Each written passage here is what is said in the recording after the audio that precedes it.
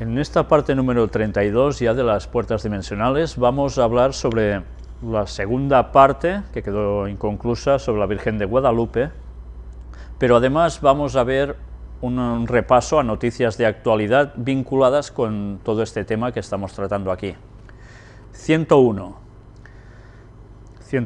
portal dimensional.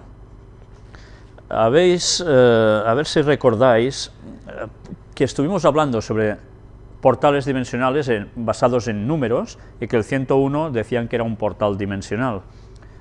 Pues bien, es curioso que precisamente la agencia española que preparó lo del Twitter del Papa se llama 101. Yo no sé si verdaderamente ha sido una casualidad o no que se llamen así, o es que realmente estas personas creen en algo. Están vinculadas bastante con el Vaticano, son colaboradores habituales por otras cosas también. Bueno, ahí está, ¿no? Es una cosa que llama la atención. A las 10:57 fue precisamente el momento en que se lanzó ese Twitter. 1 y 0, 1, y 5 son 6, y 7, 13. Fue precisamente en una cantidad que da 13. Pero bien, sigamos, porque no sabemos si realmente se llaman 101 por esto o a saber por qué otro motivo, pero llama la atención que sea precisamente así. Hablemos sobre cinematografía. Lo que vais a ver ahora es un listado de películas con su sinopsis pertinente, de películas que han salido o van a salir en breve durante este año, y que veréis que curiosamente hay una gran cantidad de ellas que están versadas en los temas que hemos venido denunciando, o en algunos de los temas que hemos venido denunciando desde las puertas dimensionales. O Apóstolo, la sinopsis: un convicto recién fugado de la cárcel tratará de recuperar un botín escondido años atrás en una solitaria y apartada aldea, pero lo que allí encontrará supone una condena incluso mayor de la que huyó. Siniestros ancianos, extrañas desapariciones, espíritus, un peculiar sacerdote y hasta el mismísimo arcipreste de Santiago cruzarán sus caminos en una historia de terror, humor y fantasía. Dicen que no es recomendada para menores de 7 años. Y yo me pregunto entonces si es recomendable que te influyan estas cosas en la cabeza a partir de 7 años. Bueno, pero ya veis, esta es una, id contando las que van apareciendo. Doy las gracias, por cierto, a la persona que me pasó este listado, porque realmente es para tener en cuenta. Ya habéis visto la portada también, ¿no? The Host, la huésped, la sinopsis: la Tierra ha sido invadida por unos seres que se alojan en el cuerpo de los hombres y controlan sus mentes, etcétera, etcétera. De la misma autora de Crepúsculo. Posesión infernal, Evil Dead. La película nos mostrará 5 amigos que se alojan en una cabaña de Tennessee para así ayudar a una de los amigos que se encuentra en rehabilitación por drogas. Estar sin sus drogas la convierte en una persona agresiva, lo que llevará a sus amigos a no darse cuenta de que en realidad está poseída por demonios que fueron desatados al leer el Necronomicon, etcétera, etcétera. No se vayan, aún hay más. This is the End. ¿Qué nos dice aquí? Durante una fiesta que se celebra en la casa de James Franco, Seth Rogen, Ray Baruchel y otras celebridades se enfrentan al apocalipsis. Ripped. Un policía muerto hace un pacto con Dios, se compromete a trabajar durante 100 años a cambio de encontrar a quien lo mató. Vale, pues fenomenal. Guerra Mundial Z. Adaptación de la novela de Max Brooks que describe las claves tecnológicas, militares, sociales, económicas y políticas en la lucha de la humanidad para evitar su extinción frente a los muertos vivientes, a los zombies. Otra, extraterrestre, una marcianada, etcétera, etcétera. Sí, será de cachondeo y tal, pero las temáticas van saliendo. 88. Ken y Zoe se conocieron en la habitación 88 de un hotel 8 años más tarde. Después de haber llevado una vida oscura y carente de principios morales, la frialdad y el silencio domina su relación. En la vida de Zoe ha aparecido un hombre que no es más que la personificación de sus miedos. Ken, por su parte, entabla amistad con un tal Víctor, que no soy yo. Finalmente, Ken propone a Zoe revivir el comienzo de su relación en la misma habitación donde se conocieron, la 88, pero también de malos rollos. Exorcismo en Georgia. Poco después de instalarse en su nueva casa de Georgia, una pareja descubre que su hija mantiene misteriosos encuentros con personas que solo ella parece ver. La situación se complica cuando también los padres son testigos de extraños fenómenos alrededor de la casa que sugieren un escalofriante misterio que ha mantenido en secreto durante generaciones. Ya veis qué temáticas, ¿no? Promoción fantasma, Modesto es profesor y en ocasiones ve muertos, y en fin, y así siguen las cosas. Estás ahí, los fantasmas visitan al novio, venga, más de lo mismo. Pues ya estamos viendo cómo es un bombardeo continuo de las personas que ven estas películas, mentalmente no se dan cuenta y van captando cuestiones que luego terminan considerando que, bueno, o son ficción o pueden llegar a ser normales, ¿no? Pero que verdaderamente no se van a quedar tal cual antes de entrar al cine, por supuesto, o de verla en casa. 12 del 12 del 2012. Ya sabéis que estuvimos hablando sobre esto. Sembrando una nueva humanidad y preparando el esperado parto planetario. O sea que el día 12 del 12 del 12 fue un parto planetario. Lo que vimos fue un parto del papado mandando un Twitter, ¿no?, entre otras cosas, y también algo más sobre la Virgen de Guadalupe, que después seguiremos hablando. 21 del 12 del 2012, que también suma 11, igual que antes. En Coats activan pirámide cuántica maya. ¿Y qué es esto? Con la realización de una meditación y el corte del listón, este martes se inauguró la pirámide cuántica maya en el Centro de Educación Ambiental Quetzali, luego de una conferencia presentada por ACTA, el caminante maya, a la cual asistieron un gran número de personas e integrantes del nodo maya, en ese lugar, y la presidenta tal y cual. ¿Y qué hicieron con toda esta pirámide? ¿Para qué sirve todo esto? Aquí nos va diciendo, a ver si os encuentro el lugar.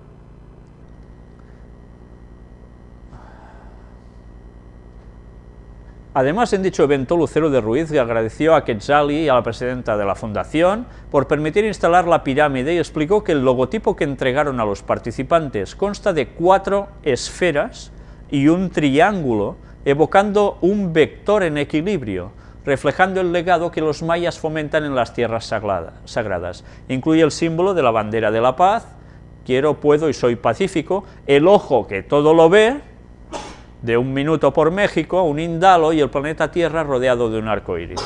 Vamos, una joya esto. Pirámide cuántica, un desacelerador de partículas. Es un diseño del interior del ser humano, la cual está sustentada bajo la realidad de la propia conciencia y matemática y geométricamente igual a una persona. Se instalaron, ¿cuántas pirámides? 13 pirámides cuánticas, desde el sur de Estados Unidos hasta Mérida, Yucatán, con la finalidad de que incrementen su campo de acción, las cuales están hechas con base a los experimentos científicos que se realizan. Ya veis cómo están vinculando la ciencia, los conocimientos científicos, con el mundo esotérico, de un modo impresionante, y que está colando a tantísima gente. Pues bien, ya veis hasta qué punto todas estas cosas ya la gente las está viendo como algo, bueno, no, sí, es así, y ya está. Pues no, no es así. Lo que nos están mostrando es que cada vez más personas se están uniendo a cosas que realmente no saben a qué les está llevando esto. Y hablan una vez más que no era el fin del mundo, es una nueva era, un cambio de conciencia, etcétera, etcétera. Y aquí tenéis, conectados con la Antártida, 21 de diciembre del 2012. Seguimos caminando y van hablando siempre sobre conciencia y divinidad. Claro, se entra en esa nueva etapa. Y mirad lo que nos dice aquí. Como nos habían dicho, el sonido era la base de la creación. El sonido, la base de la creación. En la Biblia se habla de la palabra.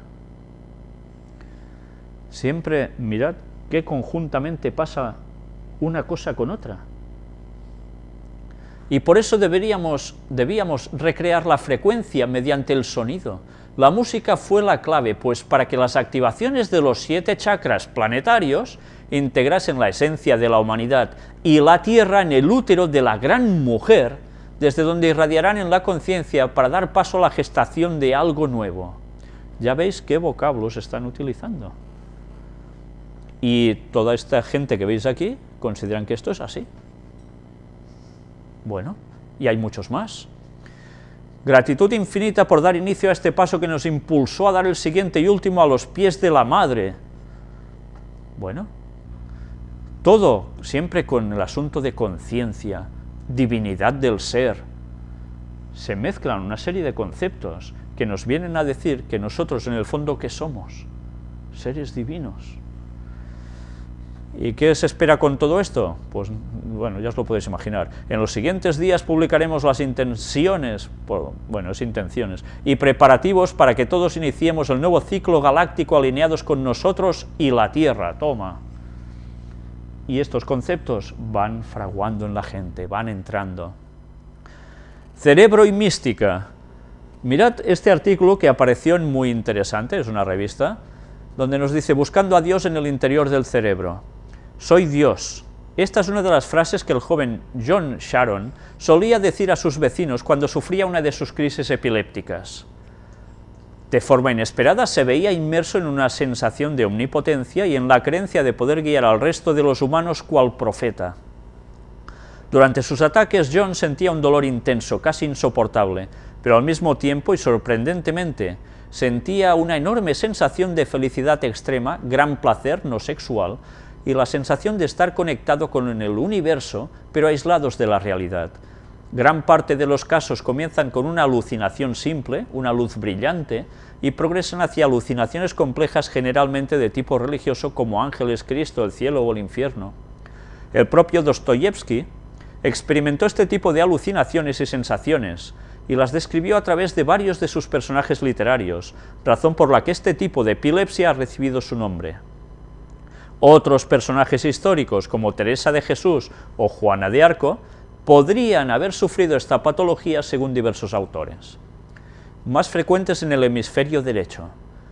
Lo que sí parece claro es que este tipo de crisis relacionadas con la experiencia religiosa suele localizarse en los lóbulos temporales del cerebro y con mayor frecuencia en el hemisferio derecho. De hecho, según los estudios de la Universidad de California, las personas con epilepsia del lóbulo temporal tienen una respuesta emocional más elevada ante palabras como Dios, lo que podría significar que tienen una propensión hacia los sentimientos religiosos. Según Ramachandran, podría incluso parecer que existe en nuestros cerebros toda una arquitectura destinada al procesamiento de información religiosa. Son interesantes las investigaciones de la Universidad de Montreal con un grupo de monjas carmelitas. Utilizando resonancia magnética funcional, se estudió su actividad cerebral mientras se encontraban en lo que denominaron unión subjetiva con Dios. Los datos mostraron un aumento de la activación en áreas orbitofrontales, temporales y parietales derechas, así como en parte del sistema límbico y el tallo cerebral. También ha existido un acercamiento a otras formas de espiritualidad, como la de los monjes budistas del Tíbet, expertos en meditación, quienes también muestran un patrón de actividad cerebral distinto.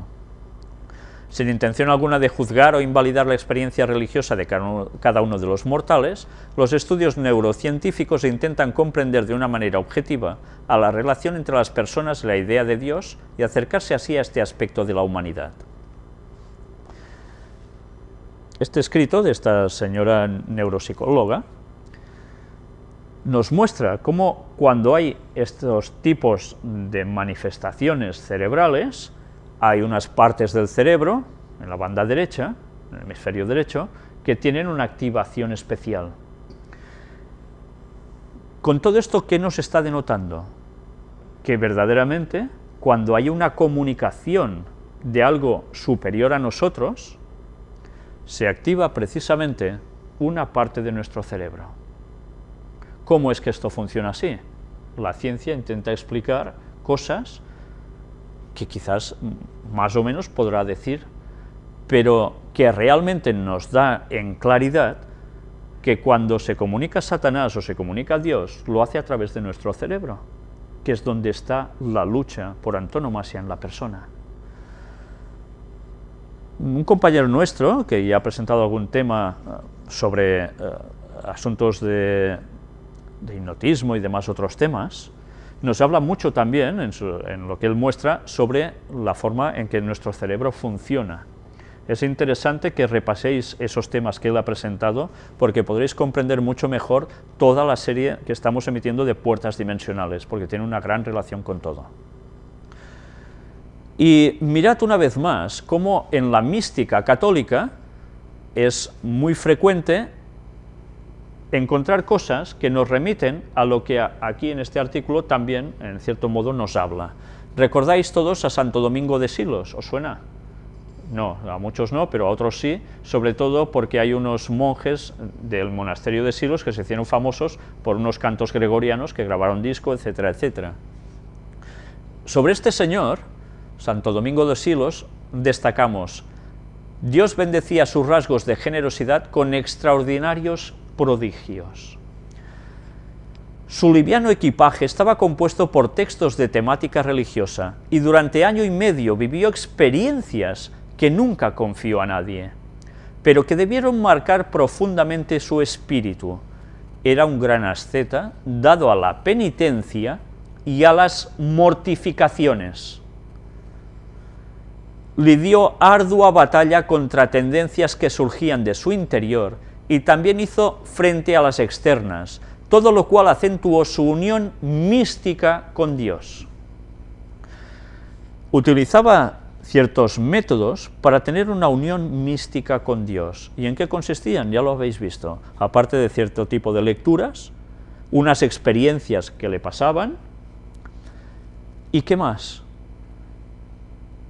Penitencia y mortificaciones. A través de mortificaciones se acercaba más a lo que él entendía como acercarse a Dios, cuando realmente es todo lo contrario. Haciendo esto no te acercas a Dios, sino precisamente al enemigo, a Satanás. Pero así no era de extrañar que pudiese vivir experiencias místicas. Recibió, entre otros, los dones de profecía y milagros. ¿Verdaderamente esto provenía de parte de Dios? Sin comentarios. Y hablando sobre falsas doctrinas, mirad qué grupo tan curioso: Unity, un sendero positivo para la vida espiritual, y hablan de su filosofía. Ya veis que van unidos, aquí sentaditos todos, con los brazos extendidos, haciendo el qué, pasándose la corriente, ese juego tan famoso. Pues bien, vamos a ver por qué todo esto. Dicen: Dios es espíritu, la fuente amorosa de todo lo que existe. Dios es el único poder, todo bien, omnipresente, omnisciente. Dios es energía divina, creando continuamente, expresándose en toda la creación y apoyándola. En Dios vivimos, nos movemos y tenemos nuestro ser. En Unity, algunas de las maneras en las que hablamos de Dios son vida, luz, amor, sustancia, principio, ley y mente universal. Bueno, esto más o menos es un concepto que pasa bien, ¿verdad? Miramos ahora cuando hablan de Jesús.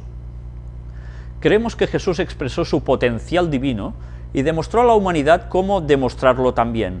Vemos a Jesús como un maestro supremo de verdades universales y como nuestro señalador del camino. En Unity utilizamos el término Cristo como lo divino en la humanidad. Jesús es el gran ejemplo del Cristo en expresión, dice aquí. Nos habla de la naturaleza de la humanidad. Cada uno de nosotros es una expresión individual y eterna de Dios. Nuestra naturaleza esencial es divina y, por lo tanto, inherentemente buena. ¿Sí? Mirad cómo ya nos han colado un gol con una facilidad asombrosa, mientras parecía que decían cosas que eran totalmente correctas. ¿Nuestra naturaleza esencial es divina y, por lo tanto, inherentemente buena? Nuestra tendencia es al mal, no al bien. Y si no fuera porque el Espíritu Santo trabaja en nosotros, de buenas no haríamos ni una. Por tanto, esto ya no es una doctrina bien basada. Dice que nuestro propósito es expresar nuestro potencial divino como lo hicieron Jesucristo y otros maestros. Mientras más despertemos nuestra naturaleza divina, Dios se expresará más plenamente en y por medio de nuestras vidas. ¿Ya veis con qué sutileza? Ya te han entrado un concepto. Nuestras enseñanzas, dice: el cielo no es un lugar, sino un estado de conciencia. Creamos nuestro propio cielo o infierno aquí y ahora. ¿Es esto verdad? Entonces Jesús, que ascendió al cielo y está intercediendo por nosotros en el santuario celestial, si es el santuario celestial es que está en el cielo.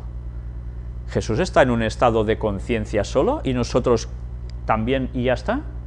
Mirad cómo es muy fácil mezclar verdades con mentira para que la gente crea auténticas barbaridades doctrinales que los van a llevar al camino de Satanás, no al de Dios. Todos tenemos la capacidad innata de conocer a Dios por medio de la experiencia directa. El Cristo, entre comillas, es esa parte de Dios que está en cada persona. ¿Qué dicen?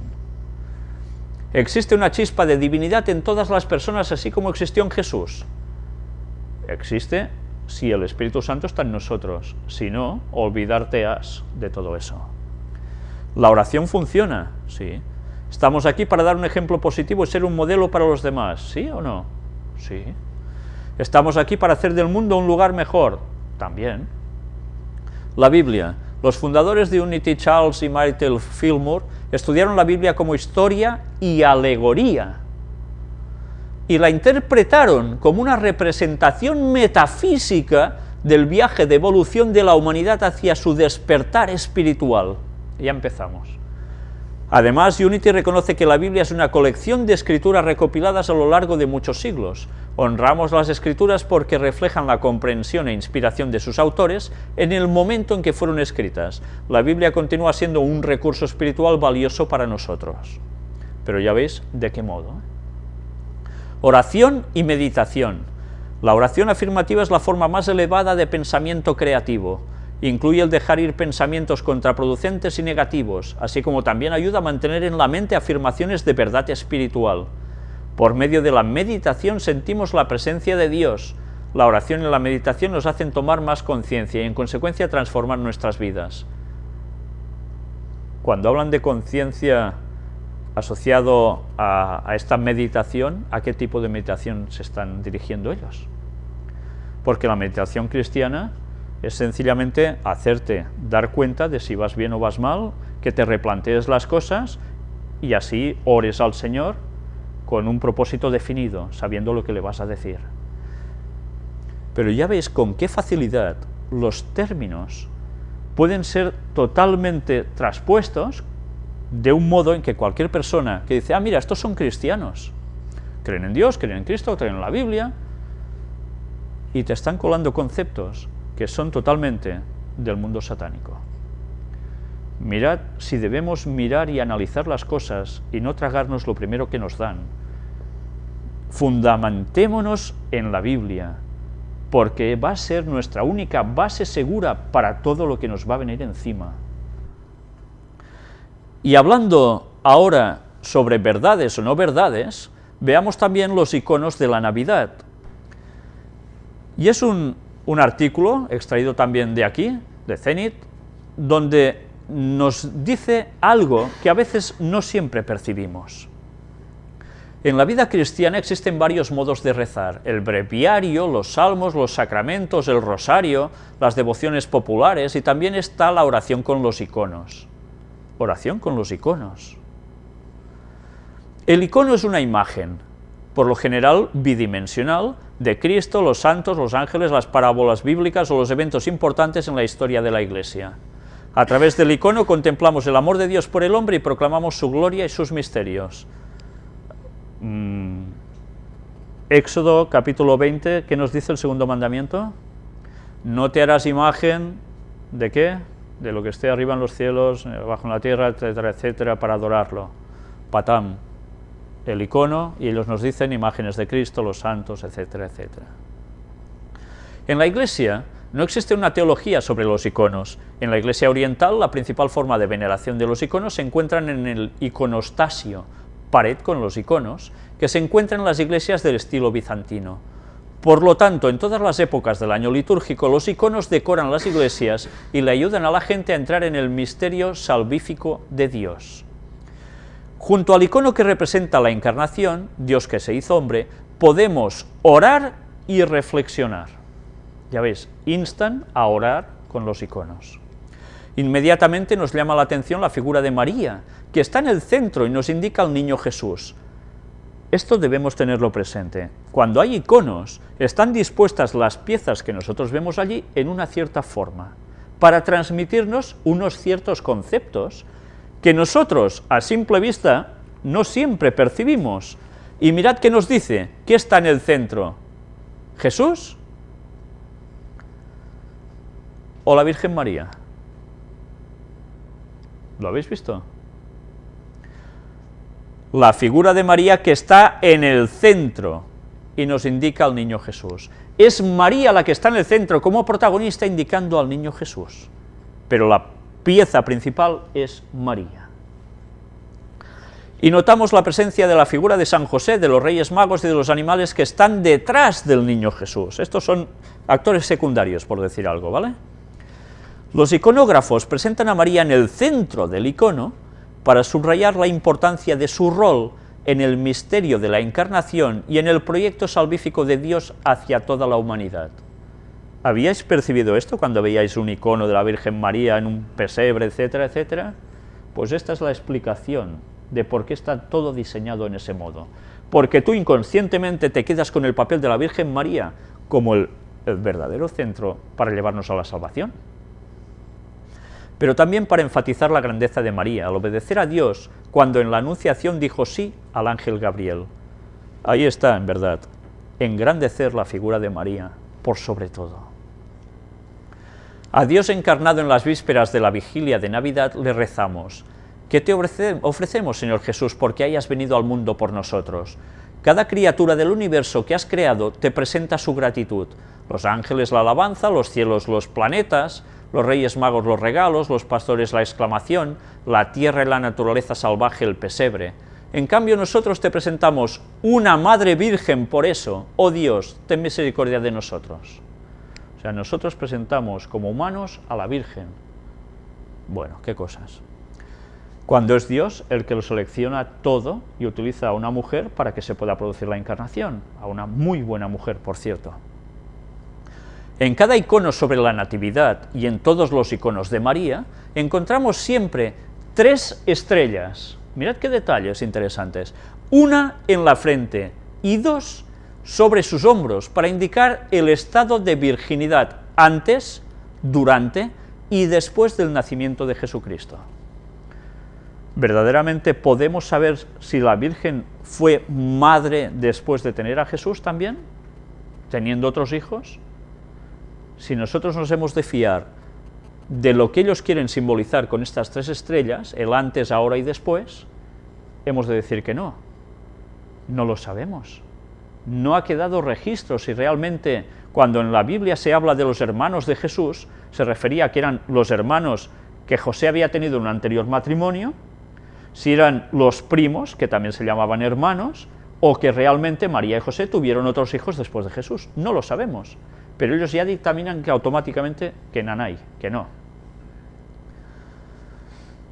Vemos que los sentimientos y la mirada de María son un poco tristes y humildes al mismo tiempo, para indicar que ella tenía conocimiento de la pasión de la cruz.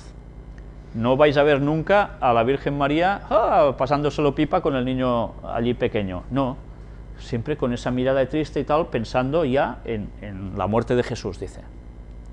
En cambio, el niño que es pequeño tiene una cara adulta. ¿Os habéis fijado en esto? O sea, un niño pequeño con cara adulta. ¿Por qué? Claro, cuando miráis cualquier pesebre y veis la figurita del niño Jesús nacer, ¿le habéis visto una cara de bebé tipo nenuco? Nunca. Tiene una cara ya de un niño crecidito, ¿no? Con un cuerpo así un poquillo ya hecho. Dices, ¿cómo puede ser? Si acaba de nacer y el niño ya está aquí que no veas. Será la maicena, no sé. Bueno, pues no. Con eso nos quieren decir ciertos significados. Para significar que él estaba allí desde antes de su nacimiento con su naturaleza divina. Vemos que la cuna tiene la forma de la tumba, y el niño está envuelto en un sudario en lugar de estarlo en una faja, como un símbolo de su conciencia de que había nacido con un propósito: morir y resucitar para dar la redención al mundo entero. Ya veis qué conceptos transmiten, ¿eh? En el icono hay 2 animales, el buey y el asno, que nos recuerdan la profecía de Isaías. El buey conoce a su dueño, y el asno el pesebre de su amo. pero Israel no lo conoce, mi pueblo no tiene discernimiento. De aquí se basaron para que en el pesebre apareciese la mula y ¿qué más? El buey. Basados en este texto. No sabemos si realmente esto se aplica al momento del pesebre o no, pero bueno, es el concepto que ellos cogieron para hacerlo así. Y que curiosamente el Papa, ya sabéis que ha dicho que buey y asno, tararí que te vi. San Gregorio Nacianceno relaciona el buey con los judíos, que están unidos con la ley, y el asno con las naciones que viven bajo el peso de la idolatría. Bueno, tampoco podemos dejar de ver la figura de José, que en algunos iconos antiguos es representado con un ojo mirando a María, mientras otros iconos le han presentado junto a un viejo jorobado, que es el diablo tratando de tentarlo con malos pensamientos sobre el embarazo de María. ¿Cómo puede ser? José ya le fue anunciado por el ángel lo que iba a acontecer, por tanto no se puede representar a José así, en ese modo, cuando él sabía bien las cosas, y en cambio se lo presenta con esas dudas que un diablo tentándolo allí en este sentido. No, esto tampoco es así. Grupos más o menos numerosos de ángeles cantan mirando hacia el cielo y la tierra, gloria a Dios en las alturas y en la tierra paz a los hombres que él ama. Ellos representan la naturaleza angélica que acude para asistir al evento extraordinario. Ellos le avisan a los pastores que ha nacido el Salvador del mundo y a los reyes magos les aconsejan que no vuelvan a lo de Herodes. Separado del grupo, en la parte superior derecha, un ángel intenta hablar con un pastor. El ángel es tranquilizador. No temáis, he aquí que os traigo una hermosa noticia, llenará de gozo a todo el pueblo. Hoy ha nacido en la ciudad de David el Salvador, que es Cristo Señor. Esto les servirá como indicación, encontrarán a un niño envuelto en pañales. Encontramos incluso a los reyes magos con sus vestiduras sacerdotales que le llevan regalos al niño Jesús. ¿En la Biblia se habla de reyes magos? ¿O se habla de magos de Oriente? No dice que fueran reyes. En cambio, ellos han colado el sistema de que eran reyes magos. Melchor, oro, como símbolo de la realeza de Jesús. Baltasar, el incienso que representa la divinidad. Y Gaspar, la mirra que anunciaba el sufrimiento redentor del Hijo de Dios. Bien, hay algo que aquí nos explican y que Elena White sí explica. Ella dice de que estos tres regalos, tres presentes que les ofrecieron a los padres de Jesús, fueron dados para que se pudiesen mantener y fueron utilizados cuando tuvieron que huir a Egipto para salvar al niño. Gracias a esto subsistieron los padres de Jesús. Mirad cómo esto ellos no lo cuentan, porque no tienen el espíritu de profecía. El icono no tiene solamente la finalidad de presentarnos los detalles de un evento histórico, sino de hablarnos del misterio de la salvación divina. Por lo tanto, el icono une dos temas, uno histórico real y otro la teología de la Iglesia. Y tanto la teología de la Iglesia, porque ya habéis visto el papel que le dan a la Virgen María, que para nada es lo que realmente fue en verdad. El icono está siempre lleno de símbolos y explicaciones sobre un evento, pero al mismo tiempo es un instrumento que durante la oración nos ayuda a conocer y orar junto a la vida de Jesús, María y los santos. ¿Veis? Una vez más. Aprendiendo de ellos el camino de la santificación y el amor a Dios Padre, Hijo y Espíritu Santo. ¿Qué forma de meter siempre a María entre la divinidad? ¿Qué forma tan impresionante? Satanás ha hecho muy bien su papel, y a través de esas simbologías sigue cautivando a los niños desde pequeños haciendo pesebres. Y ahora vamos ya, sin más, a continuar con el tema donde lo dejamos sobre la Virgen de Guadalupe. Aquí detrás veis esa imagen que está en ese manto que llevaba el indio Juan Diego, que quedó así reflejada. Pues bien, mirad esto que veis aquí, a la izquierda, la Virgen de Guadalupe. Pero, ¿os habéis dado cuenta de qué lleva o sobre qué está la Virgen? Es la media luna. En artículos religiosos podéis comprar, si queréis, una media luna, y aquí, porque es pequeñito, quizá no lo veis, en el medio de la media luna, hay la M de María. Y por si fuera poco, curiosamente, ¿quién tiene el mismo símbolo? Los minaretes islámicos. ¿Comprendéis ahora por qué la Virgen es un punto de nexo en comunión del cristianismo con el mundo del Islam? Si alguna vez llega a parecerse la Virgen, entendedme, Satanás haciéndose pasar por la Virgen, en el mundo islámico, ¿no van a ser también engañados? Mirad cómo puede fusionar con una sola aparición dos conceptos que parecen antagónicos, cristianismo e islam.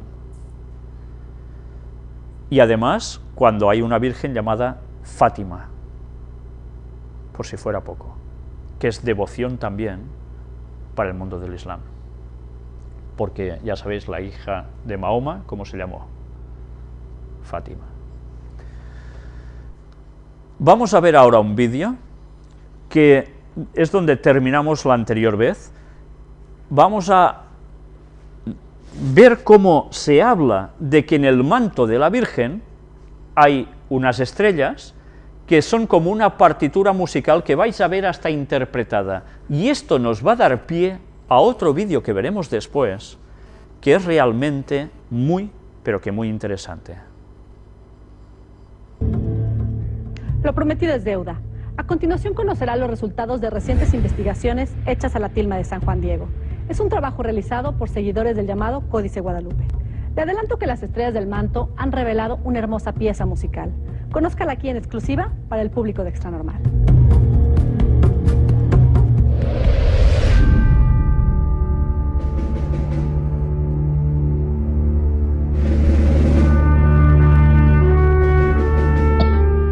Estamos llegando a la cúspide del Cerro Tepeyac, el sitio en donde inició todo.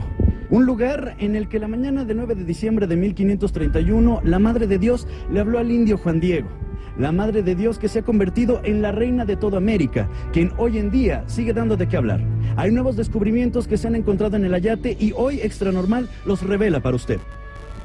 Son datos fascinantes que sigue arrojando el Códice Guadalupano, ese que siempre ha estado expuesto a los ojos de los fieles en la Basílica de Guadalupe, plasmado en el Ayate de San Juan Diego. Este lienzo, en pleno año 2009, no deja de ser analizado a través de minuciosos estudios.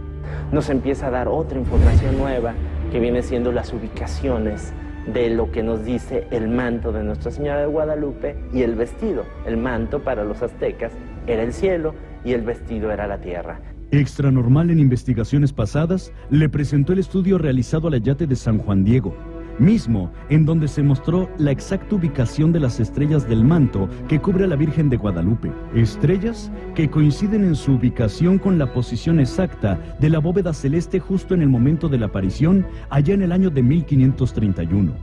Pues le resultará sorprendente saber que las estrellas siguen arrojando datos a los científicos. Con el estudio de las estrellas nos empieza a dar ubicación del norte y el sur. Y nos empieza a dar un lineamiento de ubicación geográfica en la República Mexicana. Es algo muy interesante porque vemos que es una foto tomada en el 2007 por la NASA, ¿sí? O sea que no hay manipulación ni nada, sino es un hecho real totalmente, que las principales flores cerros que los tiene la Virgen de Guadalupe, que son 9, ¿sí?, están acomodadas en la República Mexicana impresionantemente perfectas. Vamos a ver desde el Paricutín, desde Valle de Bravo, Cofre de Perote, Iztaccíhuatl, el Popocatépetl. O sea, hay varios cerros que nos llaman mucho la atención. Y el pico de Orizaba queda exactamente en una estrella de Guadalupe. En la frente de Guadalupe está la Gloria, en las manos está la Malinche, la flor, una flor que tiene en el vientre de María de Guadalupe.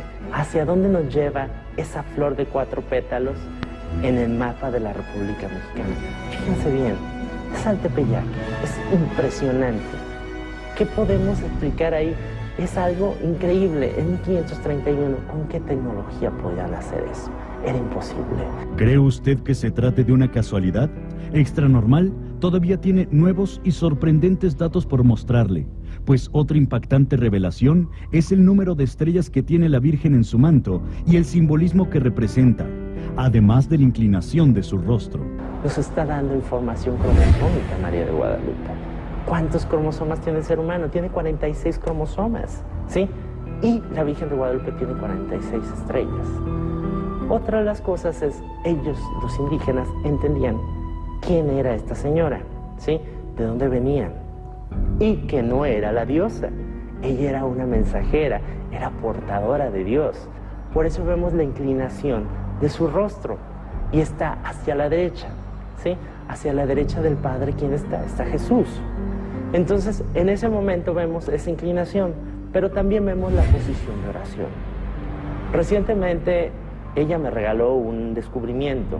Estábamos haciendo una presentación de la Virgen de Guadalupe y me empezaron a preguntar muchas inquietudes que tenían. Empezó a decir el diseñador Juan Carlos Reyes 23.5. 3 veces, 23.5. ¿Y qué era ese 23.5? Yo no entendía. Hasta que el astrónomo me lo aclaró. El 23.5 grados es la inclinación que tiene la Tierra, ¿sí?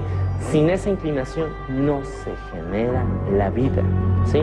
Gracias a esa inclinación se generan las estaciones del año, podemos ver las estrellas, podemos tener vida porque no hay un calentamiento solamente en un solo lugar, sino es variado, por eso conocemos las estaciones del año. Se nos ocurrió aplicar esa inclinación sobre María de Guadalupe. Le aplicamos un eje, ¿sí? Se le puso el eje y se le aplicó el 23.5 grados. ¿Qué crees que pasó? Se acomodó perfectamente, ¿sí?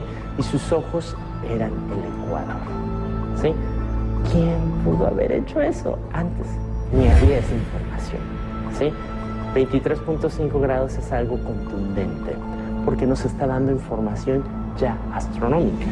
Otro impresionante hecho relacionado con la Virgen de Guadalupe ocurrió durante la celebración de una misa especial en la Basílica.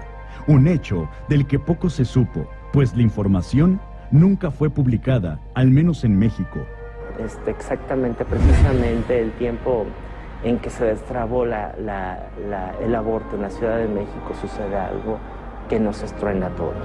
Exactamente ese día sucedió algo, se acomodó una luz exactamente en el vientre de María de Guadalupe.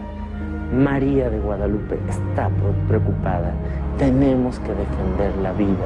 En el mes de mayo del 2008, el investigador Fernando Ojeda Llanes, quien se encontraba estudiando a la Virgen de Guadalupe, descubrió que, visto de manera horizontal, el acomodo de las estrellas del manto asemejaba notas musicales en un pentagrama. Emocionado, interpretó una partitura que extranormal se dio a la tarea de llevar con un reconocido músico, el cual opinó acerca de la melodía escrita en el manto. Es una transcripción válida dentro de la creatividad misma del hombre. La partitura misma no es una partitura común, por así decirla. Y yo considero, bueno, viniendo esta partitura de la tilma de la Virgen de Guadalupe, pues considero que en su momento podríamos dar un tratamiento de este enigma, de este misterio precisamente. Le pedimos al músico Joel Juanqui que aplicara sus conocimientos al interpretar la mística partitura. Este fue el resultado. Aquí tenemos la partitura que nos proporcionaste, Alberto, y en el cual podemos observar de manera horizontal la percepción de las estrellas que se encuentran en la tilma. En un momento nosotros podríamos percibir la imagen de la Virgen de Guadalupe en el centro y sobre el halo del universo, que es prácticamente lo que significa, se encuentran esparcidas las diferentes estrellas que están transcritas aquí como notas musicales.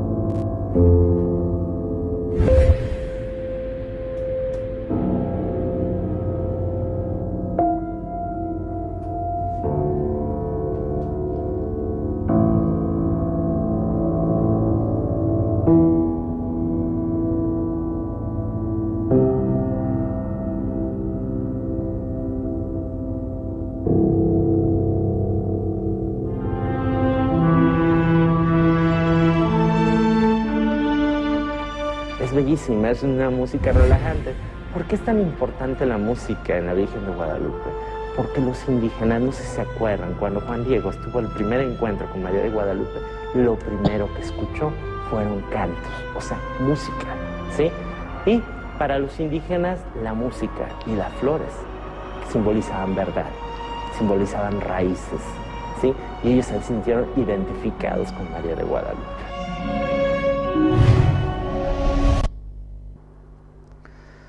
Ya habéis visto qué cosas tan sorprendentes que surgen a raíz de un análisis de todo lo que representa la Virgen de Guadalupe, cosas que realmente sorprenden, que evidentemente en esos tiempos no podían denotar esa tecnología espacial para poder fotografiar desde arriba y que así se reflejara todo en el manto de la Virgen y demás, pero hay algo con lo que realmente me quiero quedar, y es sobre todo con la parte final, en las cuales nos hablan de que las estrellas son, en cierto modo, una forma de música que luego se contempla en una partitura y se puede tocar.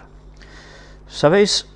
Hay algo que a mí, particularmente, me ha llamado la atención durante muchos años, y es una serie de textos bíblicos que nos hablan sobre la alabanza a Dios. Cuando siempre nos damos cuenta, y así lo hemos podido demostrar en toda esta etapa de conferencias, de cómo Satanás siempre plagia las cosas de Dios y las lleva a su terreno, había algo que a mí siempre me había hecho pensar y mucho. Estos textos bíblicos que nos hablan de cuerpos celestes que alaban a Dios, ¿era solo una alegoría? ¿O realmente esto era una literalidad en el texto? ¿Dios es tan grande que es capaz de hacer música de los cuerpos celestes para que lo alaben también? Dicho así parece una tontería, ¿verdad? Pues vamos a ver estos pocos textos bíblicos de alabanza a Dios, que son los que a mí siempre me habían hecho pensar mucho, y que gracias a algo que hemos visto ahora, como lo de la Virgen de Guadalupe, uno se da cuenta como verdaderamente Satanás, utilizando esos plagios, no inventa nada, está copiando esas cosas de Dios. Por tanto, vamos a ver si lo que vais a leer ahora es solo alegoría o realmente es un hecho. Salmos 148, versículos del 7 al 10.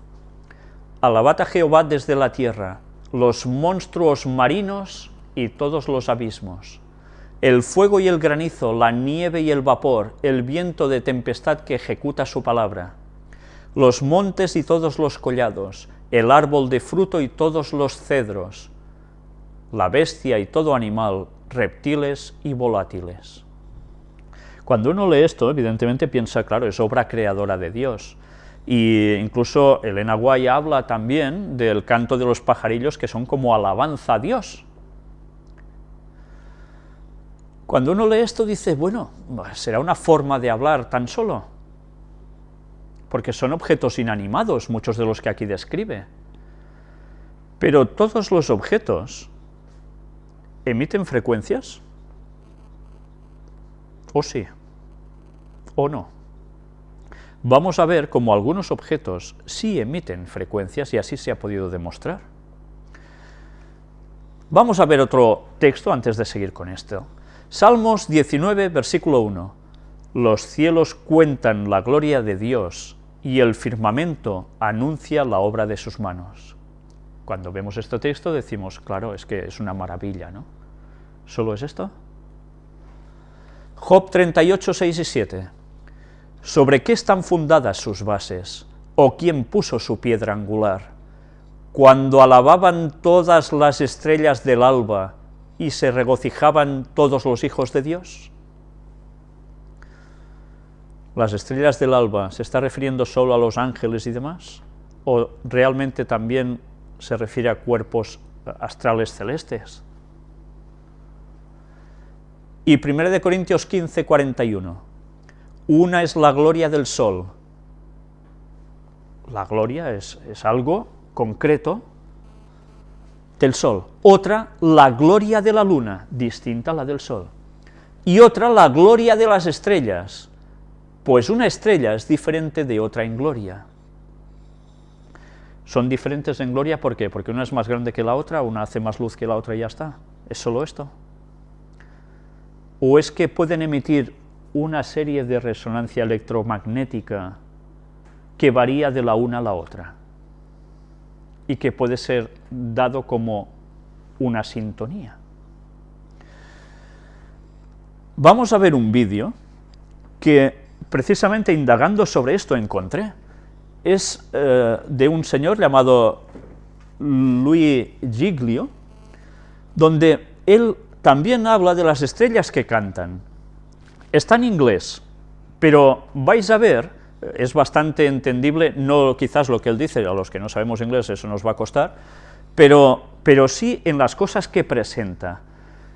Veréis que quizás es un poco tipo pentecostal, por decirlo de algún modo, al final veréis como voy alabando y tal, pero que dentro de todo muestra cosas que os van a hacer pensar si realmente esos textos eran precisamente solo una forma de hablar o una literalidad. Vamos a verlo. Couple more stars. This one is called the Vela Pulsar. And it's magnificent. It's 1,000 light years away. It's a highly magnetized neutron star. Right. It simply means this star exploded into a supernova, and in the case of the Vela Pulsar, it collapsed back on itself in a magnetic entity, and as a pulsar, it began oscillating on its axis. This one oscillates 11 times a second on its axis. And that doesn't seem to move anybody tonight, so I just encourage you to, when you get back to the hotel, to oscillate 11 times a second on your axis, and you will appreciate the Vela Pulsar in a different way. And as it is oscillating, you can see what's happening. It's shooting a radio frequency out of itself.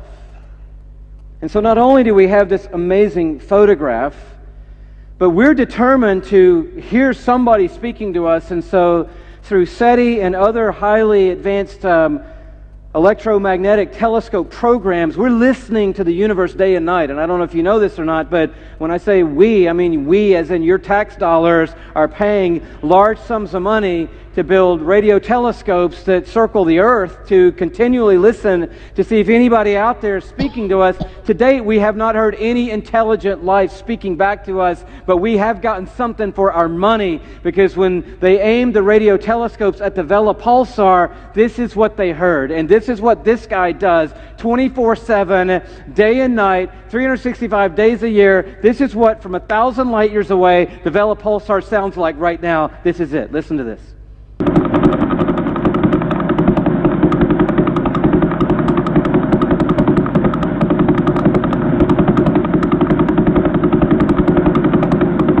I don't know about you, but that blew me away. I'm thinking, wow, this is incredible.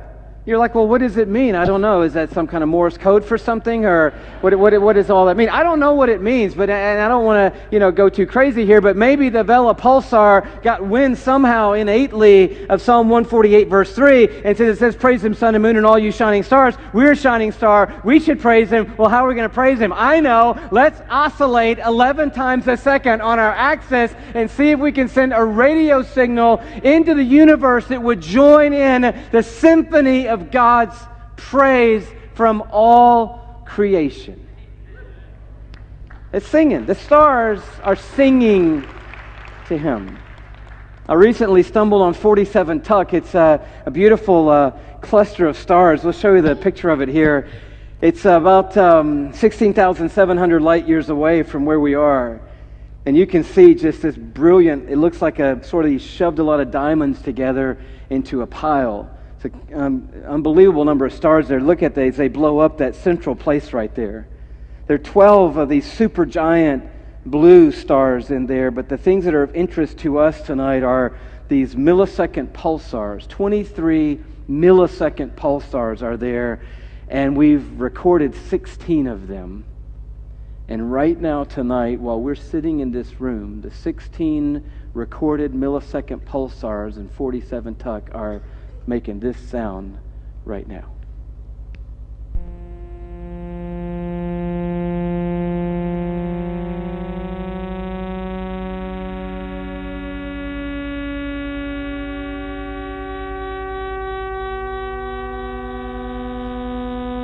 That one's a little out of tune.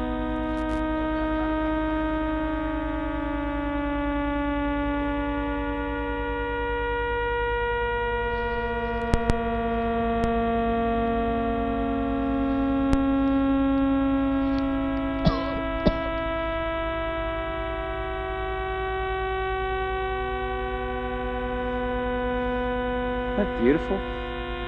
Who knew? No, God has His own string section.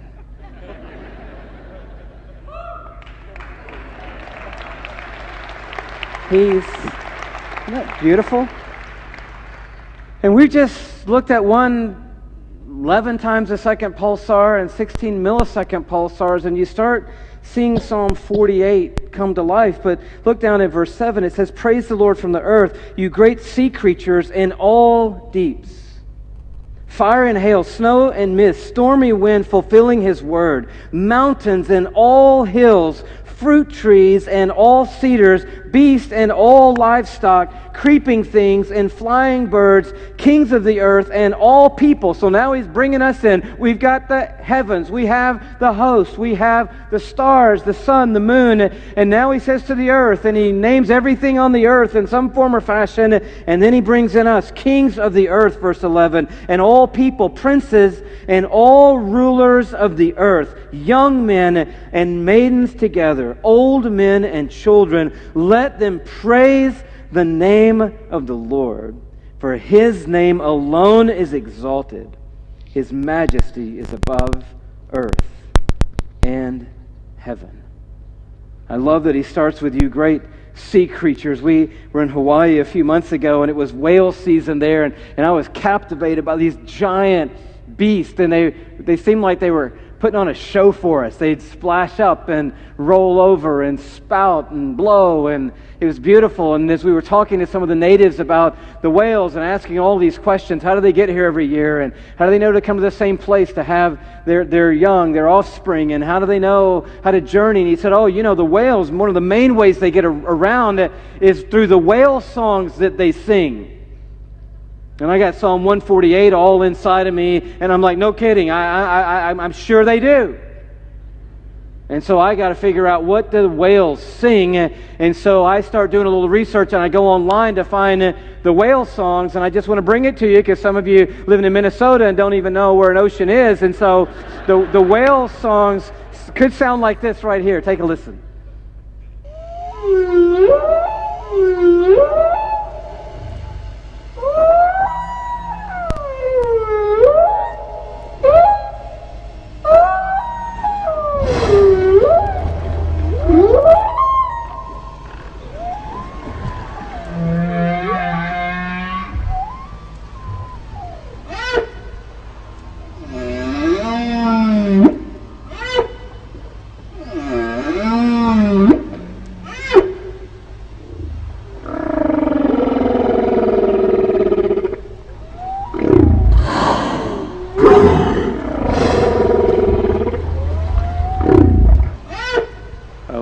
It's Psalm 148 coming to life right in front of us tonight. That's what's happening in all creation. And I had this crazy idea, and I don't know if you know what a mashup is or not, but I had this crazy mashup idea.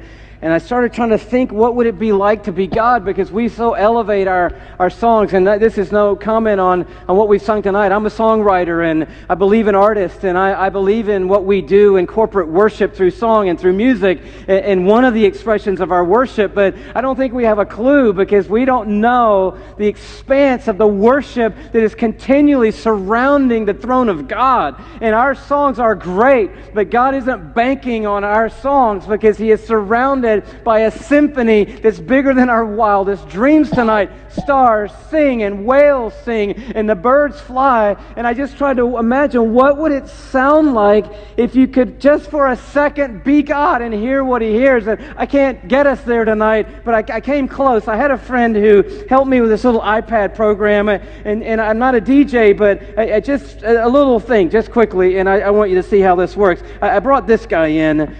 He's not somebody that we had going already, but I brought one guy in. You should be hearing him by now. I don't know. Are we on?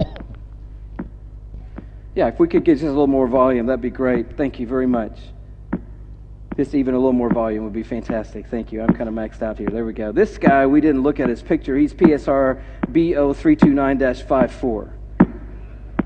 And he's only rotating 1.5 times per second, which is not all that much, but we need him in our little experiment we're going to do here, okay?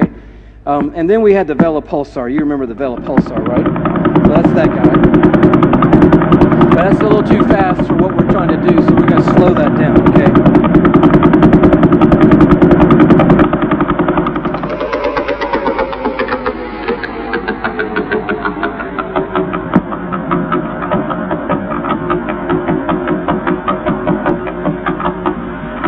This is unedited. It's just 2 pulsars slowed down and put in sync with each other. It's not a real groovy crowd, I know, but I know where I am, but it's kind of groovy if you hear it. And some of you want to nod a little bit, but you don't know if that's allowed at a Reform meeting, and so you just do as the Spirit leads. But isn't that cool? That's just 2 pulsars. And so we're going to put the millisecond guys in there. The ones you just heard. Here they come.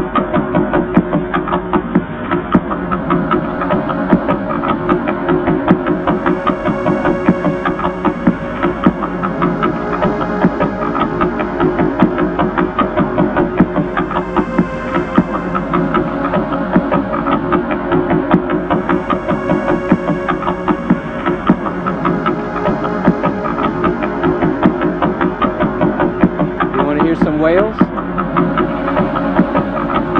Okay, those same whales that you just saw, undoctored and unedited. Here they come.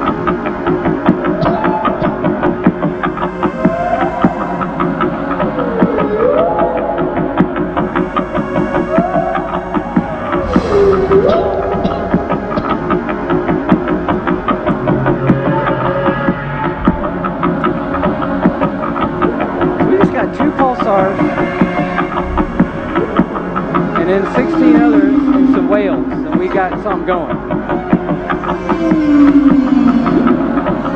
But I was asking what you're asking, because some people need it really clear. Like, what are they singing?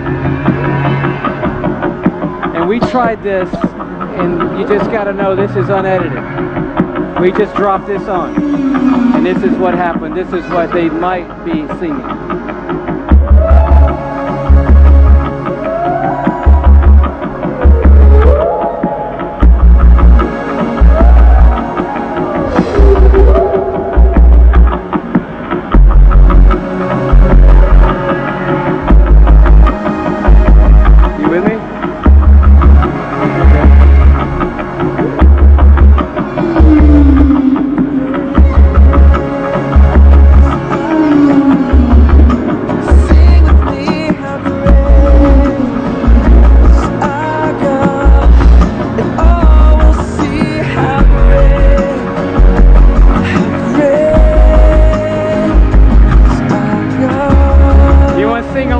Stars and whales?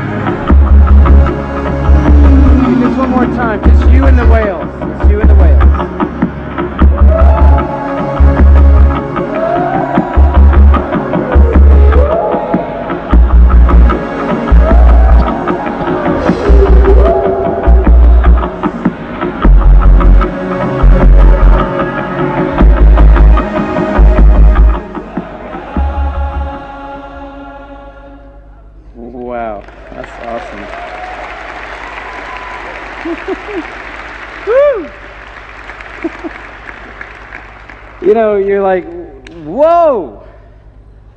What the point is simply this, that God is a God who doesn't need anything, and He honestly doesn't need any of us. He doesn't need a band, He doesn't need a song. He's got a...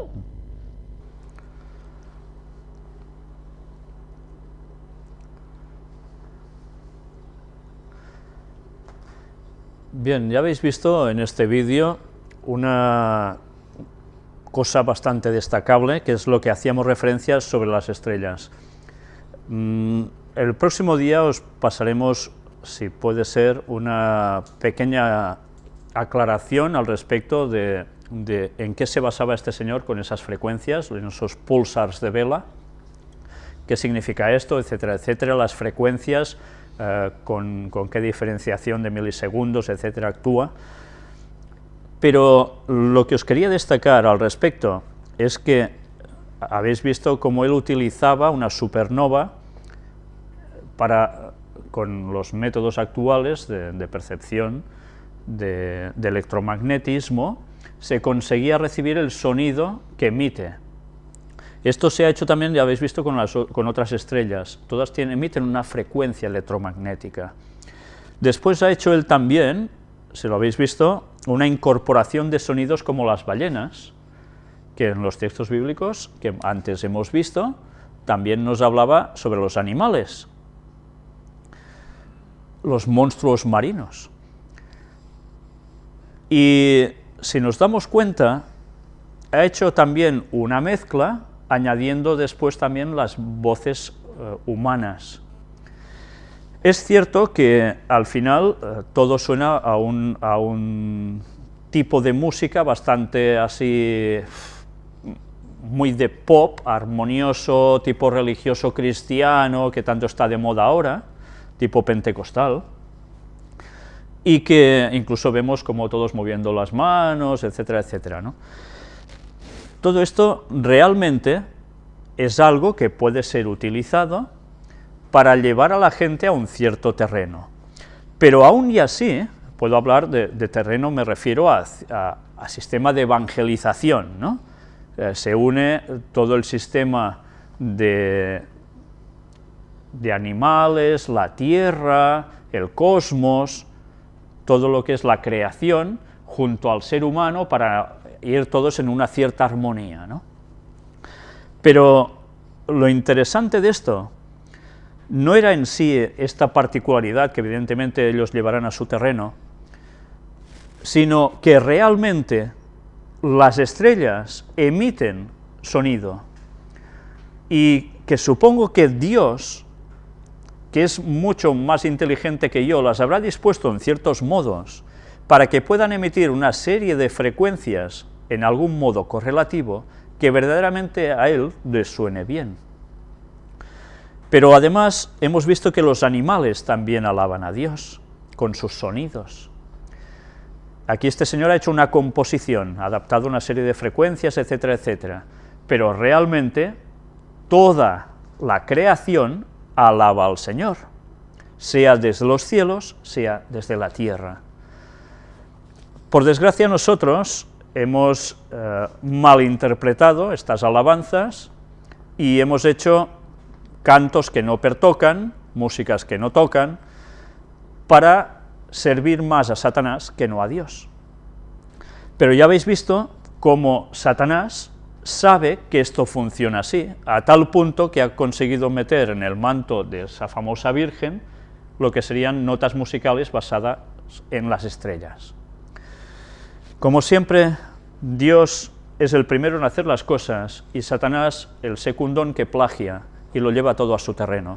Pero que ya habéis visto que para la gente que está indagando sobre la Virgen de Guadalupe, les fascina tanto que esa música que ha sonado a piano, que la verdad es un poco entre tétrica y no sé qué más decirle, bueno, pues a ellos les cautiva, y habéis visto en qué forma se llenaba la boca a este señor hablando de esas maravillas, ¿no?